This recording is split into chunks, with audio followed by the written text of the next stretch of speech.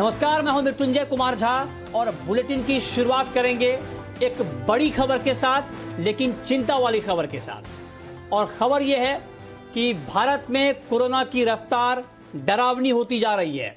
जी हां, और अब जो मैं आंकड़ा आपको बताने वाला हूं, यह आंकड़ा बेहद चौंकाने वाला आंकड़ा है, क्योंकि देश में कोरोना संक्रमितों का आंकड़ा अब 50 लाख के भी पार पहुंच गया है। जी हां, आपने बिल्कुल ठीक सुन रहे हैं, 50 लाख से ज्यादा कोरोना संक्रमितों की संख्या भारत में हो गई है। और संक्रमण की रफ्तार का अंदाजा इस बात से लगाया जा सकता है कि महज 11 दिन में 10 लाख नए केस सामने आए हैं और सिर्फ 2 महीने में 40 लाख नए मामले जुड़े हैं।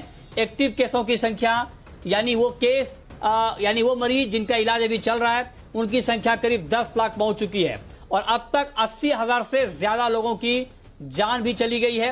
एक्टिव मामलों में से 77% मरीज सिर्फ देश के 10 राज्यों से हैं। तो यह है कोरोना का ताजा आंकड़ा, ताजा हालात, जिसको लेकर चिंता लगातार बढ़ रही है। और अब इन आंकड़ों को डिकोड करने के लिए, इन आंकड़ों को डिटेल में समझाने के लिए हमारे सहयोगी दीपक डोभाल हमारे साथ जुड़ चुके हैं। दीपक, मेरा पहला सवाल आपसे यह होगा कि जब भारत में कोरोना का पहला मामला आया और जब हम 10 लाख तक पहुंचे तो 167 दिन लगे थे। मतलब एक केस से 10 लाख तक केस पहुंचने में 167 दिन लगे थे, लेकिन अब सिर्फ 11 दिन में 10 लाख केस आ गए हैं। तो किस तरह से ये पूरा आंकड़ा बढ़ा है और कैसे हम दुनिया के बाकी देशों को पीछे छोड़ते चले गए? बिल्कुल मृत्युंजय, याद कीजिए 30 जनवरी का वो दिन जब देश में पहला कोरोना संक्रमित मामला सामने आया था और उसके बाद से ही एक पैनिक, होश फाख्ता एक तरह से हो गए थे। उसके बाद 11 मार्च की वो तारीख याद कीजिए जब देश में पहली मौत दर्ज की गई थी। ये जो पीछे आप देख रहे हैं कोरोना का कहर, मृत्युंजय आपको याद होगा हमने मार्च में भी कोरोना का कहर नाम से यही टैगलाइन रखी थी और उम्मीद हम ये कर रहे थे कि सितंबर आते आते कोरोना की रफ्तार थमी या कोरोना पर लगाम की टैगलाइन हम लगाएंगे, लेकिन अफसोस कि कोरोना का कहर आज भी जारी है। आपने कहा कि रफ्तार किस तरह से बढ़ी, आपको जरा आंकड़ों के जरिए बताते हैं। देखिए, दुनिया से अगर हम तुलना करें तो पहला केस से लेकर 10 लाख के केस पहुंचने में अमेरिका को 98 दिन लगे, 98 डेज। ब्राजील को लगे 114 दिन, लेकिन यहां पर थोड़ा डिले हुआ। हमने शुरुआत में लॉकडाउन लगाया, बहुत अच्छे तरीके से उसका पालन किया लोगों ने, सख्ती के साथ, पूरे जोश के साथ। नतीजा कि पहले जो 10 लाख केसेस आए वो आए 167 दिनों में, लेकिन इसके बाद से जो रफ्तार है वो थोड़ी सी डिटोरिएट होती गई स्थिति। अमेरिका में 10 लाख से 20 लाख केस, यानी कि जो दूसरा मिलियन का जो आंकड़ा है, जो सेकंड मिलियन है, वो 43 दिन में हो गए और हम ब्राजील में हुए 27 दिन में। लेकिन हमारे यहां ब्राजील और अमेरिका दोनों से कम दिन, यानी कि सिर्फ 21 दिन लगे। ये 10 लाख से 20 लाख के आंकड़े की हम बात कर रहे हैं। इसके बाद अगर हम 20 लाख से 30 लाख की बात करें तो ये आंकड़े अमेरिका में 27 दिन, ब्राजील में 23 दिन और भारत में 16 दिन। इन दोनों देशों से इसलिए तुलना कर रहे हैं क्योंकि टॉप 3 में फिलहाल यही देश हैं और 50 लाख की कैटेगरी में तो सिर्फ अमेरिका और भारत हैं। ब्राजील में भी 50 लाख भी नहीं हुए हैं, लेकिन 20 से 30 लाख की स्थिति कितने दिनों में पहुंची आप अंदाजा लगा सकते हैं। इसके बाद 30 से 40 लाख के जो केसेस हैं वो कितने दिनों में पहुंचे ये भी जरा देख लीजिए आप। अमेरिका में 16 दिन लगे, ब्राजील में 25 दिन लगे और भारत में लगे मात्र 13 दिन। आप समझ सकते हैं कि कितनी तेजी से यह संक्रमण भारत में फैल रहा था और अब हम पहुंच चुके हैं 50 लाख के आंकड़े पर। आज देश बैठा हुआ है। 40 लाख से 50 लाख पहुंचने में अमेरिका को 16 दिन लगे, ब्राजील में भी आंकड़ा छुआ नहीं है 50 लाख का और भारत में मात्र 11 दिनों में यह पड़ाव पार हो गया। तो मृत्युंजय, जिस बात से आपने शुरुआत की थी कि शुरुआत के 10 लाख केसेस में 167 दिन लगे और अब स्थिति यह है कि 10 लाख मात्र 11 दिन में हो गए।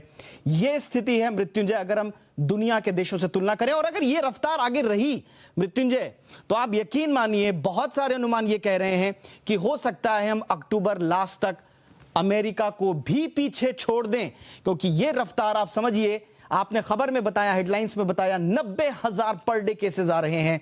अंदाजा लगाना मुश्किल नहीं है कि हम कब ओवरऑल आंकड़ों में, ओवरऑल टैली में अमेरिका को भी पीछे छोड़ देंगे। और आंकड़ा तो यह कहता है अगर इस रफ्तार से हम आगे बढ़े मृत्युंजय, तो 31 दिसंबर तक हमारे देश में 1.5 करोड़ मामले होंगे और उसके सापेक्ष अगर आप मौत का आंकड़ा देखें 1.67% का भी मोर्टेलिटी रेट है, उसको भी पकड़कर चलें तो मौत हो चुकी होंगी 1,84,000 लोगों की। मृत्युंजय।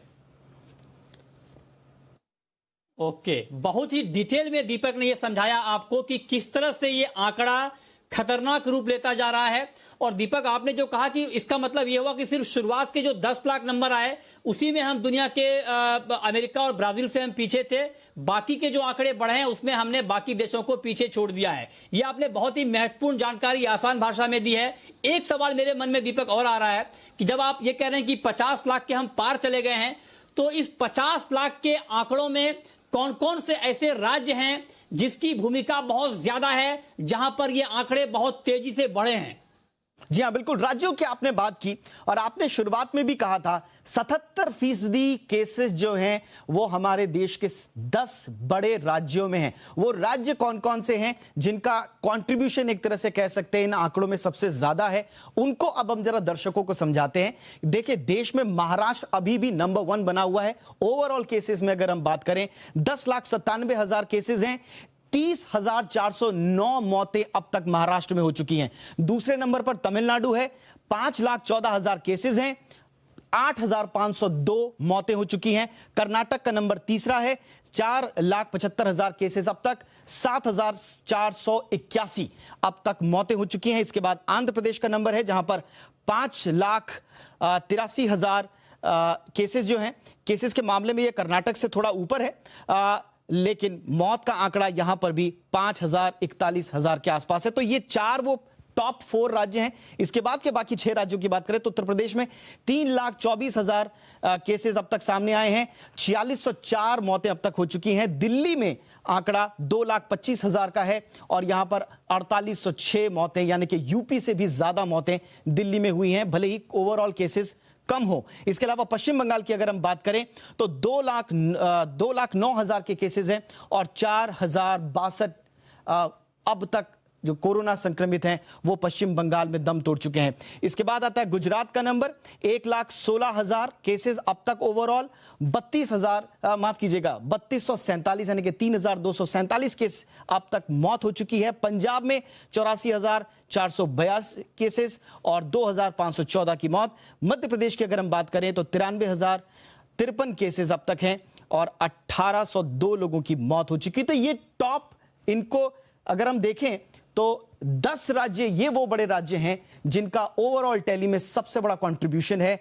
77% मामले इन्हीं राज्यों में है। और अगर मृत्युंजय एक स्ट्रैटेजी बना के, जिस तरह से स्ट्रैटेजी हमने कुछ राज्यों में देखी, इंदौर में हमने देखा, हमने मुंबई के स्लम एरियाज में देखा, वहां धारावी में इस तरह के मॉडल्स, राजस्थान में भी हमने देखा, इस तरह के मॉडल्स को अगर हम अमल में लाके इन फोकस करके इन 10 राज्यों पर अगर हम काम करते हैं मृत्युंजय, तो मुझे लगता है कि एक बड़ी उपलब्धि हमें जरूर हासिल होगी। लेकिन सवाल वही है मृत्युंजय, जिस पर एक बड़ा प्रश्न चिन्ह अभी भी लगा हुआ है कि पीक कब आएगा।